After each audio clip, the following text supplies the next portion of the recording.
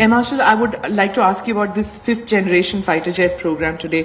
Where do we stand, and why is India cautious about buying, say, the F-35s or the Su-57s?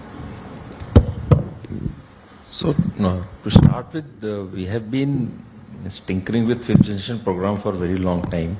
I think since about 2014, Air Force has been making the PSQRs and requirements in consultation with DRDO. And last year, government had sanctioned the development of advanced medium combat aircraft, which is 5th generation aircraft with 6th generation technologies. On request of DRDO, actually, they said they cannot directly reach. So, in between, LCA Mark II project was also sanctioned along with it, so that the technologies could be matured on LCA Mark II platform. Like Defense Secretary Sir said, engine is the important thing, and that government is going to take a decision. Now, your question relates to the gap which is there from now to delivery of 5th generation capability. There is some gap there. 8 or 9 or 10 years gap will be there. So to fill that gap, yes, we are thinking only right now how that gap can be filled. So that there are various options. So what are the top? So what are the top 2 or 3 priorities that you have?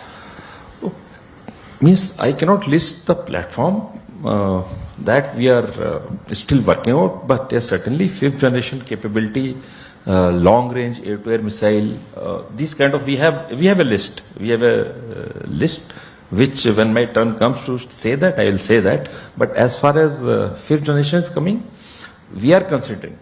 That is for sure. But what we are not ready to open out as yet. And about the anxiety that people have about depleted squadrons? Yeah, depleted squadron anxiety is there. It is there with us also. So we are trying to utilize the resources in the best possible manner. That is, we have more simulators, so we are trying to reserve the flying hours. We are trying to train more number of people, so that number of sortie generation. We have increased the sortie generation rate also. Means each aircraft will be used for 6 sorties in one day. These kind of things we are doing, so that the amount of air effort required for a medium duration war we should be able to cater. Does that impact on our combat capability at all?